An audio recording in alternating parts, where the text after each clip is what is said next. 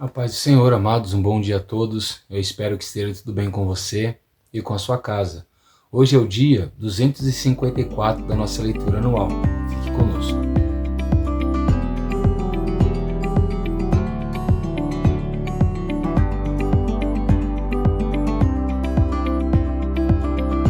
Bom, amados, nós estamos terminando hoje o livro do profeta Daniel, esse livro tão maravilhoso, né? Cheio de mistérios, e que tem tantos ensinamentos profundos para nós a respeito dos últimos dias. A nossa porção diária de hoje vai se encontrar do capítulo de número 9, capítulo de número 10, né, até o capítulo de número 12. Amém? Separe um tempo no seu dia, faça essa leitura, eu creio que Deus irá abençoar a sua vida.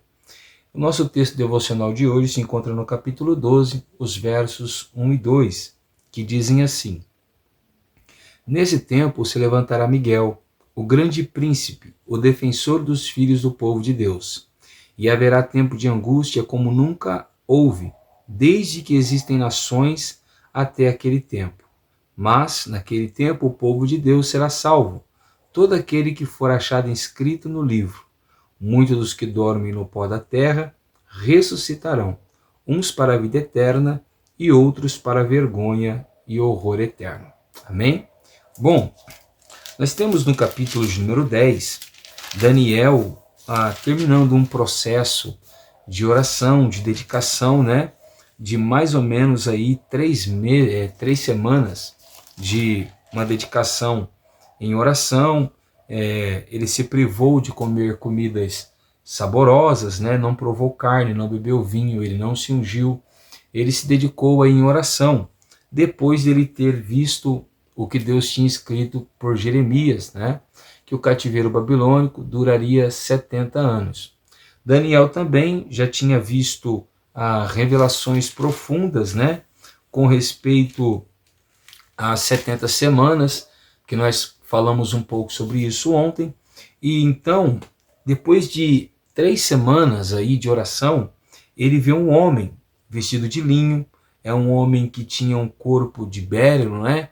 Ele tinha braços e pernas como parecidos polidos de bronze polido. Os seus olhos pareciam chamas de fogo. E quando nós olhamos essa figura à primeira vista, você que já deve ter lido o Novo Testamento, aparentemente ele está se referindo a Jesus, mas não pode ser Jesus, porque esse ser ele está submetido a lutar contra o inimigo, né, que está agindo aí na região celestial, e ele depende, né, de outro ser para que possa ajudar a lutar. Se fosse Cristo, ele teria derrotado facilmente os seus inimigos, né? Mas o que é interessante no capítulo 10 é a forma com que esse ser angelical, muito provavelmente, trata Daniel, né? Quando ele fala com Daniel, lá no verso 11, ele vai falar que Daniel era um homem muito amado, né? E depois, quando ele vai falar com Daniel novamente, lá no verso de número 19, ele diz: não tenha medo, homem muito amado, né? Então, observa que Daniel, nós já falamos muito sobre o caráter desse homem. Ele não era um homem qualquer, né? Ele era um homem que se distinguia dos demais, tanto da sua época, como também dos dias atuais. Nós não vamos achar um homem tão facilmente como Daniel, dedicado ao Senhor, que buscava o Senhor em santidade, em obediência, e que era amado da forma em que Daniel era amado, tanto na terra como nos céus, né? Uma coisa que deve nos chamar a atenção são as reações espirituais e físicas de Daniel com a visibilidade desse ser angelical. Daniel, ele cai como morto, ele perde até mesmo uma boa parte da sua respiração, ele precisa da ajuda deste homem para se recompor, para se colocar de pé, o que nos dá a entender que ter uma visão de Deus não é algo que o nosso corpo aceite tão normalmente. E isso é interessante para nós cristãos de hoje, que vemos tantas pessoas dizendo que veem anjos de Deus, que veem seres angelicais e se comportam como se tivessem visto algo normal, né? E não é assim que a Bíblia descreve. Todas as vezes que alguém teve uma visão celestial, esse alguém sentiu o peso da glória de Deus, né? Bom, esse anjo ele vem com um propósito de revelar coisas que iriam acontecer, como nós temos visto no decorrer deste livro. Então, no capítulo 11, nós temos a descrição aí de como seriam, né, os próximos impérios que se levantariam, que depois dos medos e persas, nós teríamos aí os gregos, e depois o império dos Seleucida, né, e também os helenistas e assim por diante. Bom, o que nós vamos ver, né, é que Daniel recebe então essa revelação de como os últimos reis se levantariam sobre o império persa.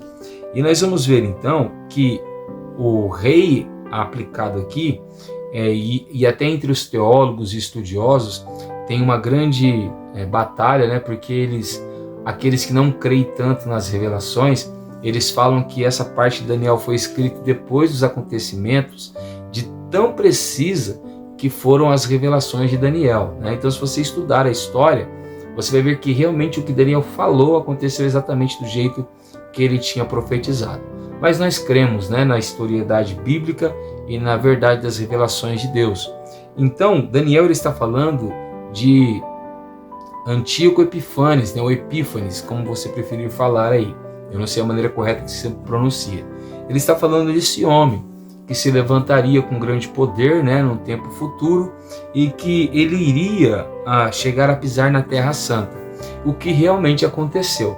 E é interessante que da mesma maneira que Daniel descreve que esse homem iria profanar o templo, que ele iria a se colocar como Deus no templo de Jerusalém, foi exatamente da forma que ele fez, né? Estudiosos chegam a dizer que ele chegou a sacrificar um porco diante do templo do Senhor, o que era para os judeus, né, e segundo a lei de Moisés, algo extremamente horrível e pecaminoso. Mas nós vamos reparar no final do capítulo 11 que Daniel não está falando apenas de Antíoco, né? Ele está falando também de outro homem que se levantará no futuro. Nós temos falado muito sobre isso nos livros proféticos, né? Que muitas das vezes dentro de uma mesma profecia existem revelações para aquele tempo e existem revelações para um tempo mais futuro. E aqui não é diferente. Então ele está falando tanto de Antíoco, como também está falando da presença do anticristo nos últimos dias. Porque lá no capítulo 11, né, dos versos de número 36 em diante, olha o que ele vai dizer. Este rei fará o que quiser, e se levantará e se engrandecerá sobre tudo, o que se chama Deus. Falará coisas incríveis contra o Deus dos deuses, e será bem sucedido, até que se cumpra a indignação, porque aquilo que está escrito será feito. Não terá respeito aos deuses de seus pais, nem aos deuses que as mulheres preferem, nem a qualquer deus, porque se engrandecerá acima de tudo. Mas, em lugar dos deuses, honrará o Deus das fortalezas, e um Deus que os seus pais não conheceram. Honrará com ouro, com prata, com pedras preciosas e objetos de valor.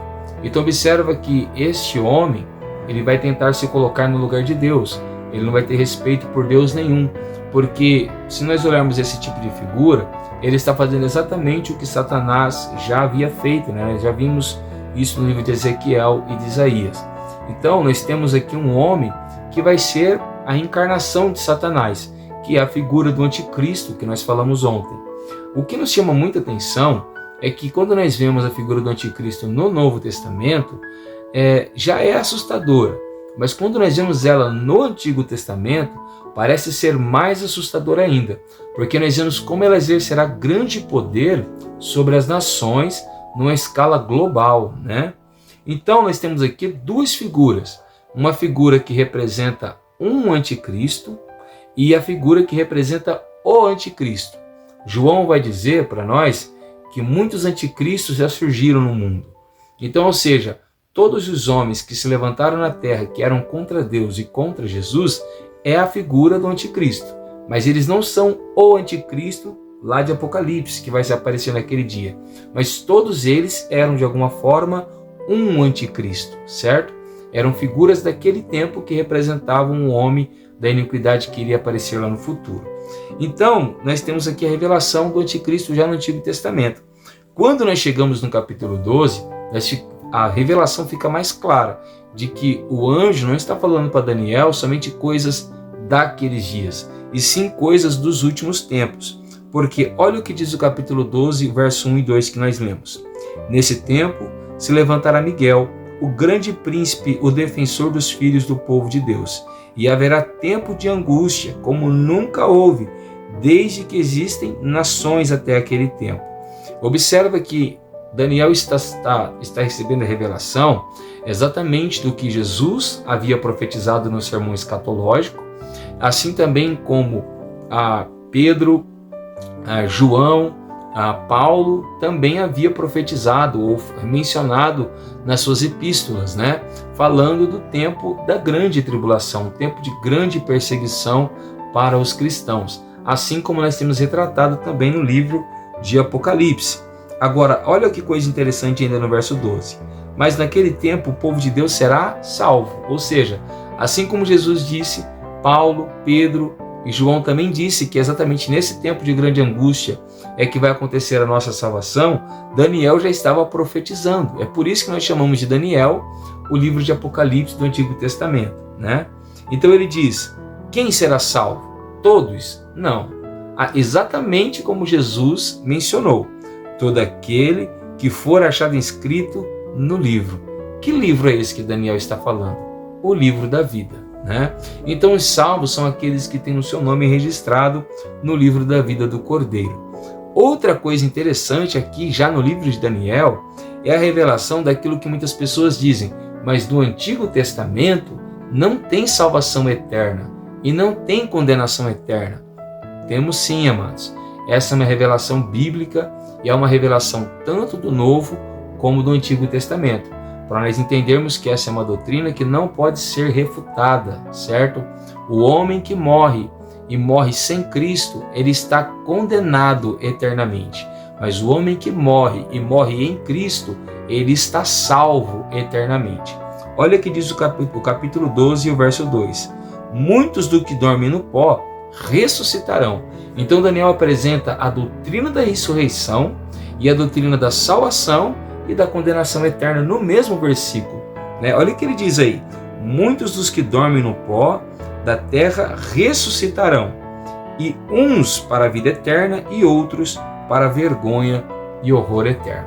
Então haverá um tempo de tribulação, o anticristo vai vir sobre a terra, ele vai ter liberdade para perseguir os santos de Deus, mas ao findar esse tempo, nós veremos o nosso Deus glorioso, Jesus Cristo, vindo dos céus. Ele vai ressuscitar os mortos, uns para a vergonha eterna e outros para a glória eterna. Espero eu que nós estejamos lá na glória juntamente com o Senhor Jesus.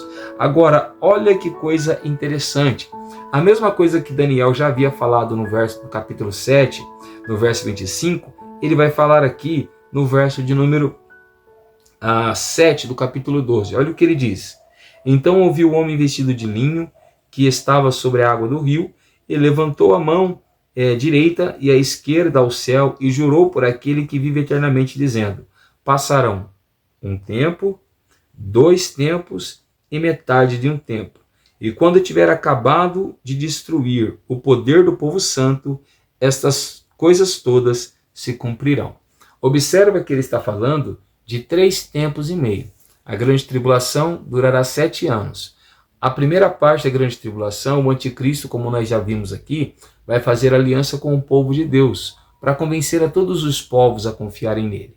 No meio da tribulação, ele se revela e começa a perseguir o povo de Deus. Ao findar a grande tribulação, nós temos então o arrebatamento e a ressurreição dos santos. Que Deus nos prepare para esse dia glorioso. Que Deus nos prepare para essa oportunidade magnífica, né? O que vai acontecer então, pastor? Verso 3. Os que forem sábios resplandecerão como o fulgor do firmamento, e os que conduzem muitos à justiça brilharão como as estrelas sempre e eternamente. Vale a pena seguir o caminho de Jesus. Vale a pena pregar a palavra de Jesus. Assim, ainda que às vezes de forma dolorosa, difícil, cansativa, mas vale a pena. Haverá uma recompensa para todos aqueles que confiam no Senhor Jesus. E assim como termina o livro de Apocalipse, termina o livro de Daniel. Olha o que ele diz no verso de número 10. Olha o que ele diz. Muitos serão purificados e limpos e provados, mas os ímpios continuarão na sua impiedade, e nenhum deles entenderá, mas os sábios entenderão. Verso 12. Bem-aventurado o que espera e chega até 1335 dias. Quanto a você, siga o seu caminho até o fim. Você descansará e ao fim dos dias se levantará para receber a sua herança. Glória a Deus, né, amados? Que a mesma promessa seja real na minha e na sua vida. Que ao findar os dias, se Jesus voltar nos nossos dias, que nós sejamos arrebatados. Mas se ele não voltar nos nossos dias, que nós venhamos nos levantar do pó da terra para receber a nossa herança juntamente com Jesus. Amém? Eu sou o pastor Tiago, da Igreja Pentecostal Poder da Palavra, e eu quero orar juntamente com você nessa manhã. Abra o seu coração, feche os seus olhos e ore ao Senhor juntamente comigo. Senhor, nosso Deus e nosso Pai, nós buscamos a Tua face, a Tua presença e o Teu amor nessa manhã. Te pedimos que o Senhor venha nos abençoar grandiosamente, nos perdoar e nos fortalecer. Nos capacita, Senhor, para conhecermos mais a Tua palavra, para guardarmos ela no coração e colocarmos ela em prática na nossa vida. Nos encha, Senhor, com Teu Espírito, nos fortaleça e nos santifica para nos mantermos fiéis até o dia da Tua vinda. Que assim como Daniel alcançou excelente testemunho, que assim nós também venhamos alcançar excelente testemunho, para que no dia da Tua vinda nós sejamos salvos e tenhamos uma herança eterna para receber do Pai. Em nome de Jesus, amém. Se você tem gostado do nosso trabalho, deixa o like, compartilha com alguém que precise ouvir essa palavra. E se você não estiver inscrito no canal, se inscreva no canal e você estará conosco todos os dias aqui estudando a palavra do Senhor Jesus. Que Deus te abençoe, fique com Ele e tenha uma ótima terça-feira.